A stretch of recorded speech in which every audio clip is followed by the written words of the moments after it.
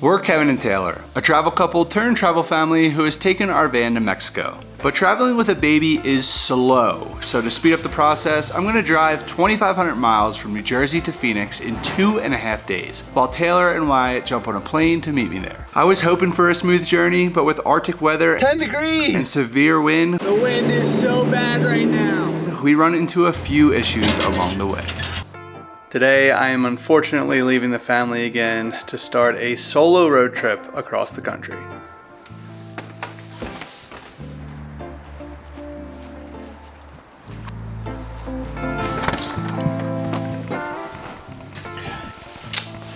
Miss you. Drive safe. Yeah. We'll see you very, very, very soon. At least it's not as, Not as long as last time. Oh, another adventure.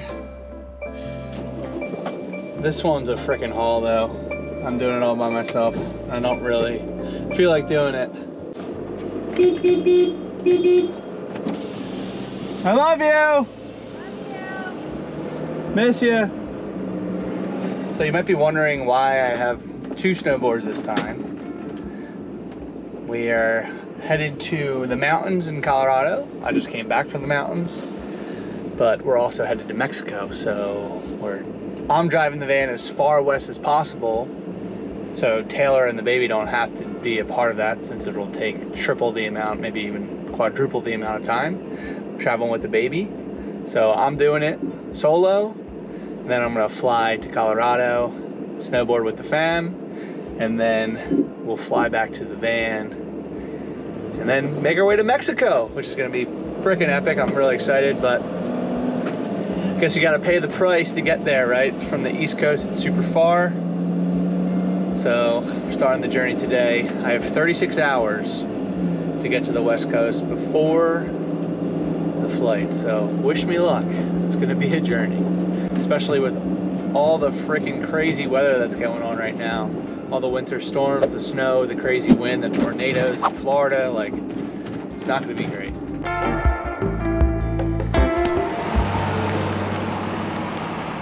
Before the road trip, I did an oil change myself, and it looks like I added a little bit too much oil into the engine. So now I'm here at Harbor Freight, hopefully to get a little suction pump that I could suck from the oil entrance, the oil inlet, instead of opening up the drill pan, because I don't want to get all oily and stuff. I think this is going to be the quickest way to do it, so hopefully I'll be able to suck some out. You don't really want to drive a Sprinter van with excess oil in the engine bay. I don't think it's really good for it. I'm not an expert, but from what I read, it's not good. Okay, I just got a lubricant suction gun. Hopefully I could suck the oil out, and I got a gallon, so I'm going to put this in the water tank, and then hopefully I'll be able to suck the oil out and put it in this and get that oil level to the proper fill level, I guess.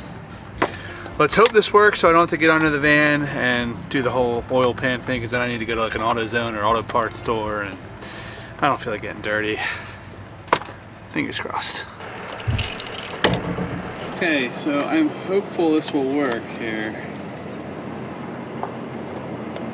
It's not going great. I got the end of the hose thing stuck in the thing down there, so I need to go back into Harbor Freight and get extra long needle nose pliers. Oh, this is turning out wonderful, isn't it? And luckily, Harbor Freight has affordable tools, so I'm wasting my money right now. Here we go, got it. Okay, I need a longer hose, so hopefully we can go into Harbor Freight and find a hose this size that is long enough to go into the drain oil pan so I can suck this out, because this is not long enough. Wish me luck again. 3rd time's a charm. Okay, got a new, this is the one I should have bought in the first place. I didn't see it. So Mercedes thought it was a good idea to not give you a dipstick. I don't know why. So when you do your own oil changes, this is what happens to you, because you don't have a dipstick to make sure you're full or overfull or whatever. So you have to wait till the electric sensor comes on, and then it's too late, which is why I'm in the middle of Harbor Freight parking lot. So the dipstick is right next to the oil inlet.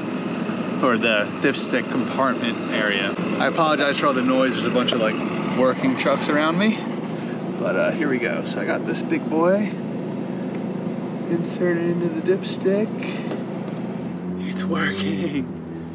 So we got a decent bit. So I'll probably call it quits. We'll drive a little bit and see how it goes, but I feel pretty comfortable now. Man, that sucked. If they just gave you a dipstick, you know? I measured 13.2. I guess I didn't get all of the old oil out because I thought I put the right amount in, but I guess not. And I drove it like 30 minutes, but it didn't take until about an hour into the drive to indicate that the oil level was high. So big setback here. Hopefully we can make it up. So it says engine oil level okay, so hopefully that's true. It's time to get gas and some food and hopefully make it to our second state of Delaware, but we'll see. Before I cross into Delaware, I need to make one pit stop because we're not gonna get this for a very long time.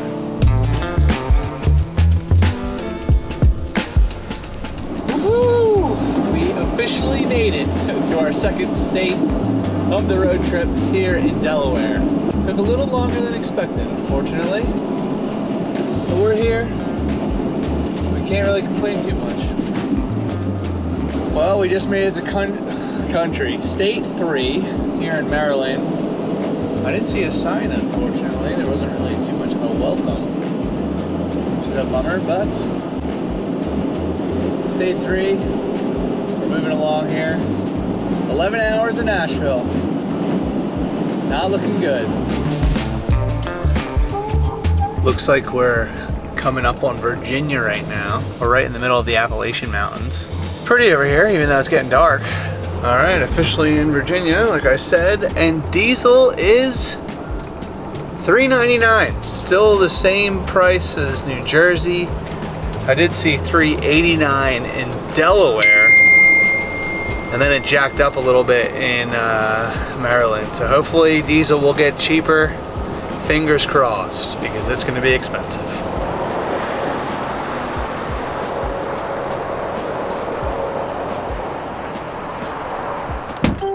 Not the cheapest diesel price here in Virginia. Unfortunately, I'm gonna be paying $4.09.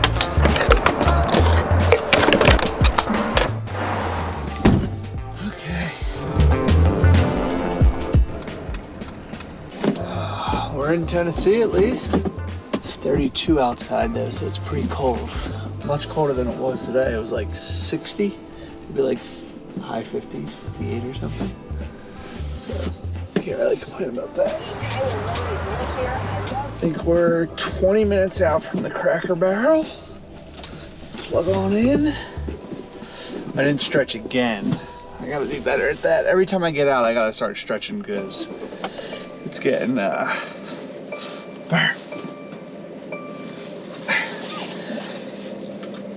body's starting to feel it. That's what I'm trying to say here. Okay.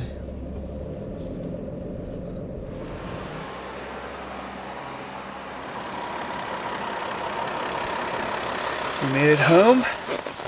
It is 12:13 in the morning, and we are, I want to say like 40 minutes outside of Knoxville maybe. So we still got a bit of a journey ahead of us. Woo! The floors are warm at least. That's good. Our van has heated floors, and when we drive we could use the engine's coolant loop to heat up our floors.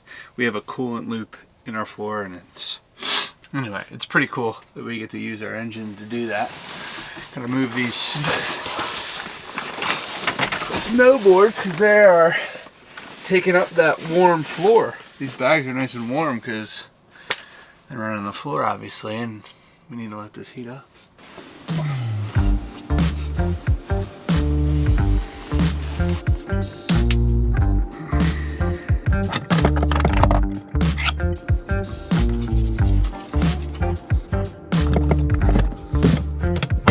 So yesterday I traveled roughly 626 miles out of my 2,500 mile journey. So I did less than a third, and I was supposed to be doing a third each day. So I'm gonna have to make some of that up today, hopefully. Right now it's like 12 hours and 50 minutes to Oklahoma City, which my goal would be between Amarillo and Oklahoma City. That would get me back to the second third of this 2,500 mile journey. So we'll see how far we get. There's a wicked severe tornado thunderstorm warning right near Little Rock and Memphis, which is directly where I'm headed.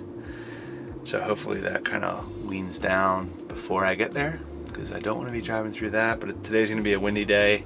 We're going to be dealing with crosswinds, which is probably the worst thing about driving on the highways.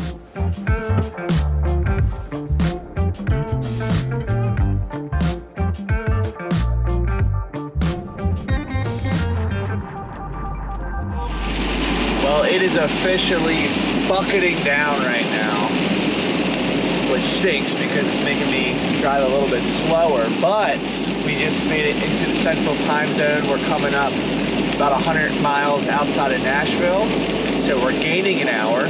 My new ETA to Oklahoma City is 9:07, which is obviously going to change once we stop for gas and stuff, but not so bad.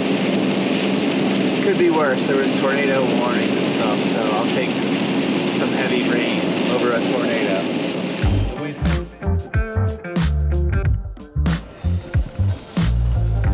329. This will be the cheapest gas we have got in a very long time. 329 for diesel.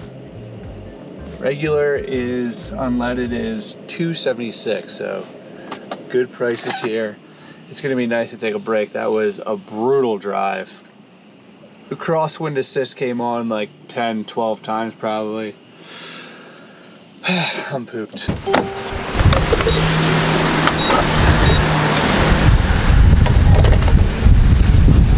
So one of my least favorite things about diesels, the Sprinters, is the DEF fluid, which is diesel exhaust fluid. And every 4,000 miles or so, you gotta fill it up with this stuff. That's not fun. Especially when it's raining and pouring outside. This is brutal. The wind is so bad right now. 3 hours and 42 minutes until Memphis. Get to Oklahoma City, we got 10 hours and 10 minutes, which is the target. We'll see. So I just checked the weather, and there is a wind advisory across the state of Tennessee. Southwest winds from 25 to 35 miles per hour with gusts up to 55 miles per hour expected. So I definitely got hit with a couple of those. They're so scary, they suck. These next 3 hours are gonna be pretty brutal. Apparently Walmart does gas here. Hopefully it's still decent quality though, because across the street Shell diesel is $3.79, so I'm assuming it might not be the same quality. What do you think? Let me know if Walmart diesel is as good. Obviously it's not going to be as good as Shell, but if it's absolute crap, I want you to let me know. Okay, so you kind of pay the price. Here, it's super cheap, but it's super crowded. It's like so many cars and everyone's fighting for the pumps here, so a little hectic. Okay, damage was $61.10. Not too bad. For 18 gallons. I'll take it. Now going over the Mississippi River. Wow. What do you think is the more popular river in the country? The Mississippi River or the Colorado River? I'm gonna think Mississippi, but it could be because I was born on the East Coast. But I don't know, I just feel like the Mississippi is, well, both are really important. I don't know. What do you think? So I am currently facing a 30 mile per hour headwind. And I just heard a loud bang on the roof. And my solar charge controller is currently off. So something bad just happened.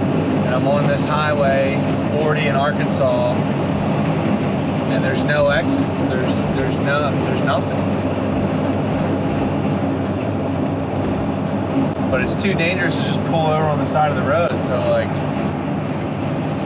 I think I lost the solar panel maybe. Hey. Hey, how you doing? We have potentially a big problem. God bless. I think one of our solar panels blew off the roof maybe. No, Yeah, and I'm in Arkansas and there's no side. I didn't see it fly off. A truck drove by me and literally pointed up when he drove by me with like a serious face. And I'm looking at my charge controller with Victron, and I don't have any power to it. So like I was going the speed limit's 75, so I was going 70 miles per hour, maybe 75, and a huge gust of wind came. And literally like cruise or wind, whatever, crosswind assist came on, and then I just heard like a bang. And I literally don't think we have a solar panel, and I think it disconnected everything. God, this sucks, man. I felt like I should have probably been driving a little bit slower, like it was so bad. the wind's still really bad. Really bad, yeah. All right, I am about to go up on the roof. See how it is. I am so scared. A panel is completely gone. Wow. Holy shit. Cannot believe that. This trip is getting just...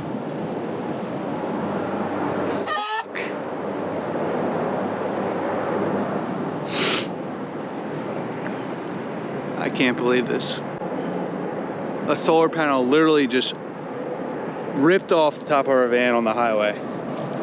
And there's no chance I'm getting that back. It's gone. Problem is, we swapped out the original panels because one of them broke with these new light ones. But I had to drill the holes bigger because the holes didn't align with the old panels 100%. So I probably didn't use a big enough washer. So it's just really frustrating, but now I'm gonna go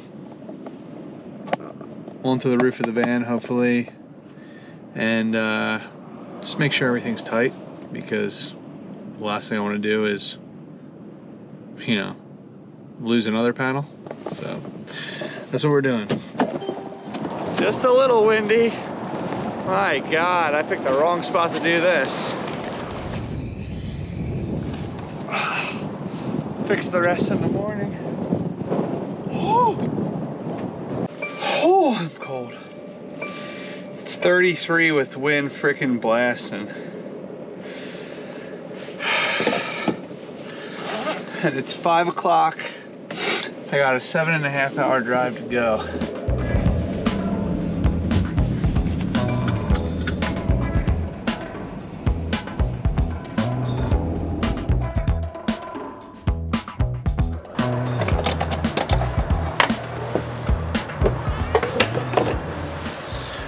$75, ain't too bad, not too great though.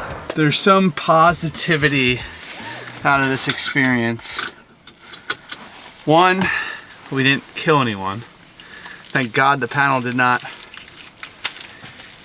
you know, hit someone's vehicle. That would have been pretty drastic. Two, the connections of the 3 solar panels that I have remaining can be connected. So I think I might just do that now. Get it over with. And then 4, we still have solar. Like it didn't, like the van itself is not damaged at all. So it could have been a lot worse. Someone could have got seriously injured if a panel hit the car.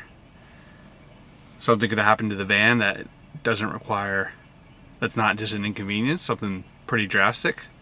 So, you know, I think we're okay.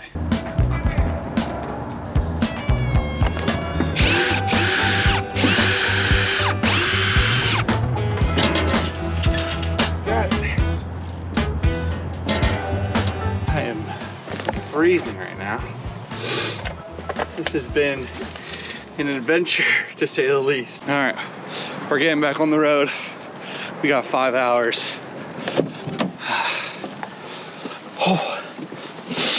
Another thing to be positive and grateful about. When the panel ripped off, it didn't take, it was connected to the wire going into the roof inlet.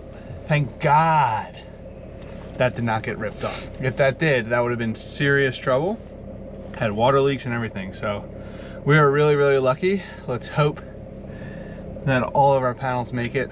When I get to Arizona, I'm gonna put big washers on all the panels so we don't have this issue again. But man, that was a lot.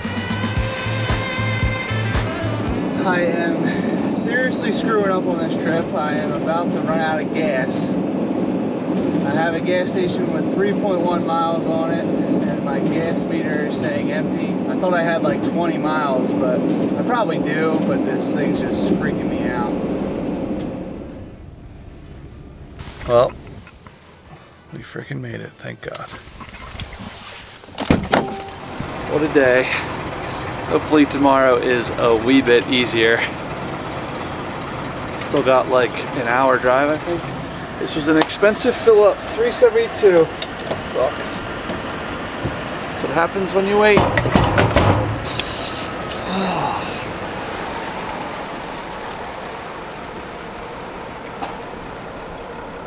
Well, we made it. It's 1 in the morning. We're at our camping spot for the night in the friendly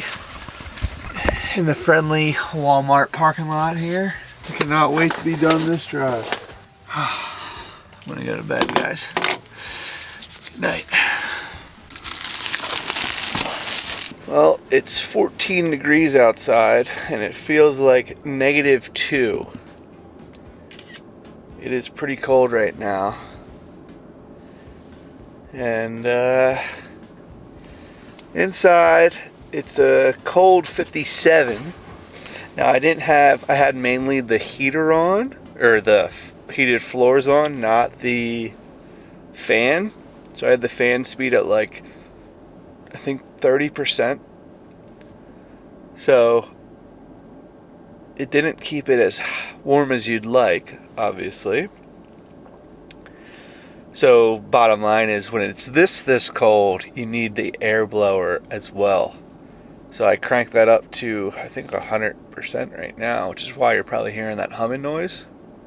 And hopefully we'll warm back up and get going soon. But when it gets this cold, you really got to be careful with your diesel engines, because they might not turn on. The diesel itself might gel.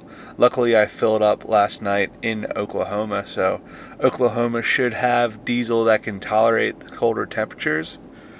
But if I was in like Florida and I drove somewhere really cold on that same tank of gas, I would have a hard time and that diesel would be gelling up.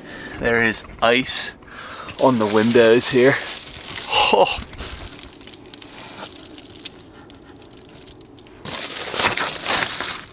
It is really cold out.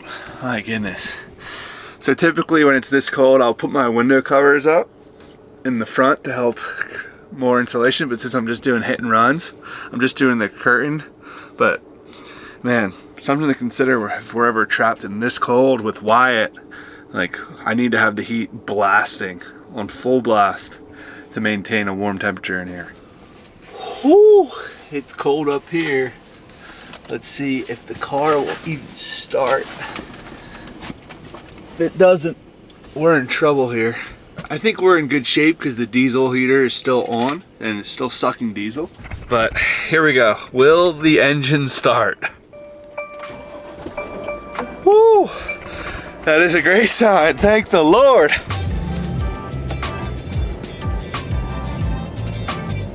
Looks like we got another windy day upon us. Hopefully we don't lose another freaking solar panel. Oh my gosh, that would be horrible. If only the wind was at our back, but we're taking it head on, which just makes things tough.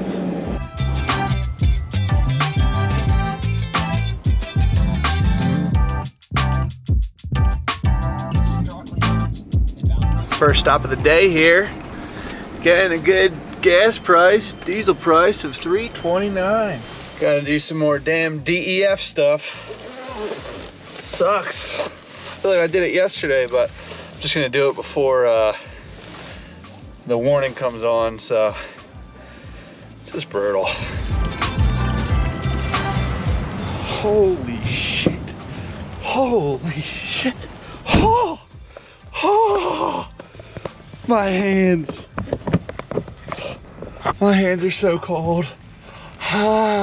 10 degrees and just ripping. The wind is ripping. Oh. Oh, God, that hurts. Oh. Oh. My hands are hurting so bad right now. Man, that's crazy. 10 degrees. Amarillo. The guy in there said it's the windiest city. People say Chicago, but it's Amarillo.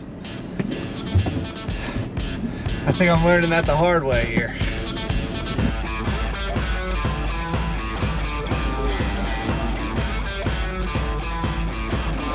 I am so stoked to be in Arizona right now. The last and final state of this grueling road trip. 2.5 hours, 2,500 miles, 2.5 days, 2,500 miles. We got 225 miles to go. We are almost done, baby. There is light at the end of the tunnel.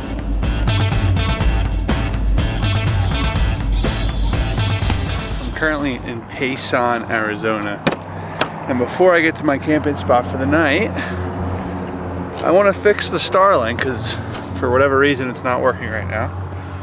So I have the Starlink native modem, the true modem, or the router that comes with it, and I'm going to swap that out because I think the 12 volt components that I installed so it doesn't have to run with the inverter on might be kaput, or I need to play around with it. But I'm just going to make sure that the actual dish is working with the OEM, the Starlink router, because if that's the case, then I know it's a 12 volt component. So got to do that now while I am in a parking lot with light before I get into my off-roading camp spot for the night.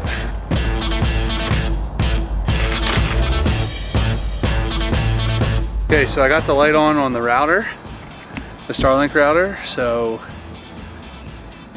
everything should be fine. Hopefully this works. Not sure if it's gonna. Well, it's not looking good. Our Starlink might be kaput. It says Starlink unplugged or rebooting, so hopefully it's rebooting, but I have my doubts. So it might be the plug or the actual Starlink might be done. Pretty difficult to figure that out too. Just got to the camp spot tonight. I'm in a national forest here. A little bit outside of Phoenix. On the bright side, I have a safe place to sleep. It's warm. My heat works, my water works, I have hot water, I can shower. So that's what I'm going to do. I'm going to stay positive, try and figure out what to do with Starlink, but I think I'm going to be buying a new one, unfortunately. It's either the cable or the dish, and I don't have time to stay in the Phoenix area for 2-3 weeks waiting for a new dish if I wait until we get back from Aspen, our ski trip, so I feel like I just got to buy it. Anyway, I'm getting a shower. We're almost done. We're like 20 miles from the airport. I can't wait to see the family. I can't wait. Okay. We are airport bound. Had a good night's sleep. Pretty quiet here. The sun's still not up though, unfortunately. But I just spent the last night potentially ordering a new Starlink or ordering a new cable, so hopefully it's just the cable, but I have a feeling we're gonna need a new Starlink maybe. But I need to get going. I'm so excited to see Taylor and the family and Wyatt. It's gonna be awesome.